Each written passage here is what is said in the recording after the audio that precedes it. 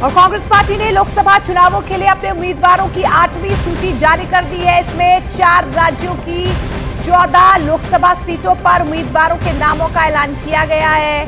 कांग्रेस ने अपनी 8वीं लिस्ट में 4 राज्यों की 14 लोकसभा सीटों पर उम्मीदवारों के नामों का भी ऐलान कर दिया है। इसमें उत्तर प्रदेश और तेलंगाना की 4 लोकसभा सीट, मध्य प्रदेश और झारखंड की 3-3 लोकसभा सीटें शामिल हैं। तो कांग्रेस की 8वीं लिस्ट भी जारी हो चुकी है। 4 राज्यों की 14 लोकसभा उम्मीदवारों के नामों की घोषणा कांग्रेस की तरफ से की गई है। और उत्तर प्रदेश की मुरादाबाद सीट से समाजवादी पार्टी ने 24 घंटे के अंदर ही अपना उम्मीदवार बदल दिया है। बुधवार को रुचि वीरा ने समाजवादी पार्टी के सिंबल पर नामांकन भरा, जबकि इसके एक दिन पहले यानी कि मंगलवार को मौजूदा एसपी सांसद एसटी हसन ने इसी सीट से नामांकन दाखिल किया था। रुचि वीरा के नामांकन के बाद एसटी हसन का नामांकन रद्द हो गया है और इसकी जानकारी खुद जिला निर्वाचन अधिकारी ने दी है। नामांकन के बाद रुचि वीरा ने अखिलेश यादव को मुरादाबाद से टिकट देने के लिए शुक्रिया कहा। इस दौरान उनसे एसटी हसन के नामांकन पर भी सवाल पूछा गया, जिस पर उन्होंने गोलमाल जवाब दिया।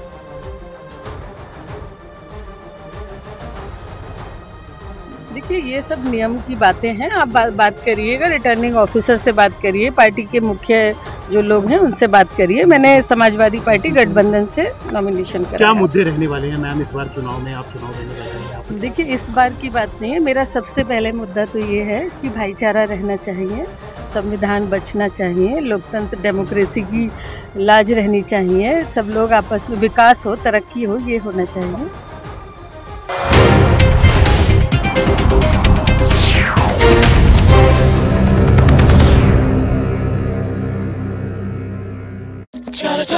अबुल कलाम आजाद चुनाव जीते थे। कहते हैं रामपुर के नवाब परिवार ने उनका समर्थन किया था। इसके बाद 1967 में नवाब रजा अली खान की सिफारिश से सैयद मोहम्मद मेहदी को टिकट मिला था और 1967 में भी रामपुर में कांग्रेस का जलवा कायम था। लेकिन इसके बाद नवाब खानदान ने किंग मेकर के बजाय किंग बनने का फैसला किया और नवाब रजा अली खान के बेटे जुल्फिकार अली खान ने 1967 में रामपुर से चुनाव लड़ा था। वो ये चुनाव जीत गए थे और इसके बाद वो कांग्रेस के टिकट पर 1971 का चुनाव भी जीत गए थे। 1977 में आपातकाल की वजह से कांग्रेस विरोधी लहर थी, इसलिए जुल्फिकार अली खान चुनाव हार गए थे। लेकिन इसके बाद वो 1980, 1984 और 1989 में लगातार 3 बार चुनाव जीते थे। नवाब खानदान के जुल्फिकार अली सेना में मेजर थे और उन्हें मिकी मियां भी कहा जाता था। उनकी मौत के बाद 1996 और 1999 में उनकी पत्नी बेगम नूर बानो भी रामपुर से सांसद चुनी गई थी और मिकी मियां के बेटे भी रामपुर से ही विधायक हैं। यानी आजादी के 2 साल बाद भारत का हिस्सा बनने वाले रामपुर की सियासत में पीढ़ी दर पीढ़ी नवाब खानदान का दबदबा रहा। रामपुर की रियासत 1949 में भारत का हिस्सा इसलिए बनी क्योंकि तब के रामपुर के नवाब रजा अली खां और उनके बेटे मुर्तजा अली खां में अनबन हो गई थी। इसका फायदा रामपुर के मुख्यमंत्री बशीर हुसैन जैदी ने उठाया था और 1947 से 1949 के बीच रामपुर में खूब बवाल हुआ था। लेकिन देश के पहले गृह मंत्री सरदार वल्लभ भाई पटेल की कोशिशों के बाद रामपुर रियासत का भारत में विलय हो गया था और 1 दिसंबर 1949 को रामपुर को उत्तर प्रदेश का जिला घोषित कर दिया गया था। लेकिन भारत में विलय से पहले रामपुर 15 तोपों की सलामी वाली रियासत थी। तोपों की सलामी वाली ये प्रथा अंग्रेजों ने शुरू की थी और इससे पता चलता था कि किस रियासत का कद कितना बड़ा है और जिसका कद सबसे बड़ा होता था उसे 21 तोपों की सलामी दी जाती थी और जिन रियासतों का कद कम होता था उन्हें कम तोपों की सलामी दी जाती थी। जैसे जोधपुर की रियासत के महाराज को 17 तोपों की सलामी दी जाती थी और रामपुर की रियासत के नवाब को 15 तोपों की सलामी दी जाती थी। यानी अंग्रेजों के समय में रामपुर की रियासत का कद बहुत ऊंचा नहीं था और ये 1774 में अवध के साथ हुई एक संधि के बाद अस्तित्व में आई थी। या यूं कहें कि रामपुर की रियासत अवध से अलग होकर बनी थी। नवाबों के शासन से पहले रामपुर में कटेहर राजपूतों का शासन था और राजा राम सिंह वहां के राजा थे। उन्हीं के नाम पर रियासत का नाम रामपुर रखा गया था। लेकिन नवाब का शासन आने के बाद नवाब फैजुल्ला खां को रामपुर का नाम पसंद नहीं आया और उन्होंने रामपुर का नाम फैजाबाद रख दिया था।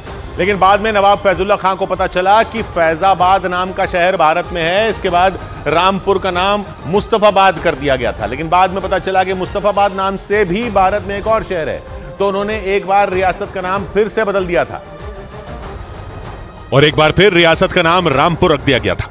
और भारत में शामिल होने के बाद रामपुर उत्तर प्रदेश की एक लोकसभा सीट बन गई थी। रामपुर लोकसभा सीट मुरादाबाद मंडल में आती है और इसकी सीमा से बिजनौर, नगीना, मुरादाबाद, संभल, अमरोहा और मेरठ लोकसभा सीटों की सीमा लगती है। बड़ी बात यह कि रामपुर उत्तर प्रदेश की उन चुनिंदा सीटों में शामिल हैं जहां मुसलमानों की आबादी 50% से ज्यादा है। यानी रामपुर में जीत और हार की चाबी मुस्लिम समुदाय के लोगों के पास है। इसका सबूत है वहां हुए 18 लोकसभा चुनाव के नतीजे। इन चुनावों में 11 बार मुस्लिम प्रत्याशी ही जीते, लेकिन कहते हैं कि आजम खान को रामपुर में सुन्नी समुदाय की ज्यादा आबादी का फायदा मिला था। आजम खान रामपुर से लोकसभा का चुनाव केवल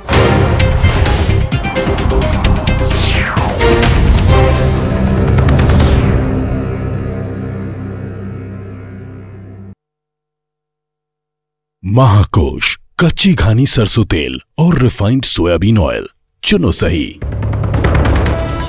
ईडी रिमांड की मियाद खत्म होने पर आज दिल्ली के राउज एवेन्यू कोर्ट में होगी दोपहर 2 बजे अरविंद केजरीवाल की पेशी। केजरीवाल को सीएम पद से हटाने के लिए दायर याचिका पर भी आज दिल्ली हाई कोर्ट करेगा सुनवाई।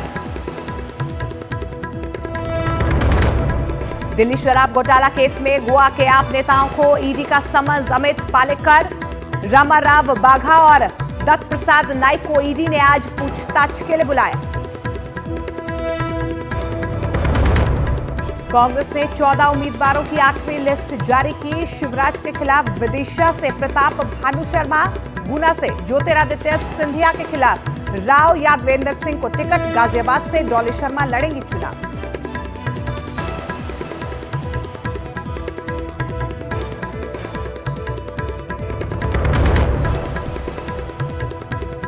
बीजेपी में शामिल हुई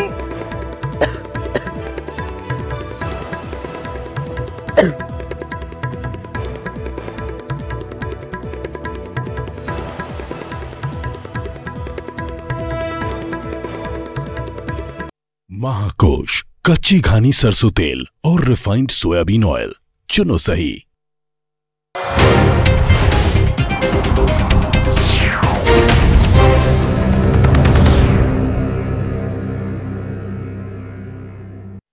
जिंदगी 2019 के लोकसभा चुनाव में वो वहां से जीते थे। इससे पहले वो रामपुर में विधायक रहे, लेकिन कहते हैं कि रामपुर से सांसद कौन बनेगा ये वही तय करते थे। इसकी वजह से समाजवादी पार्टी में झगड़ा तक हो गया था।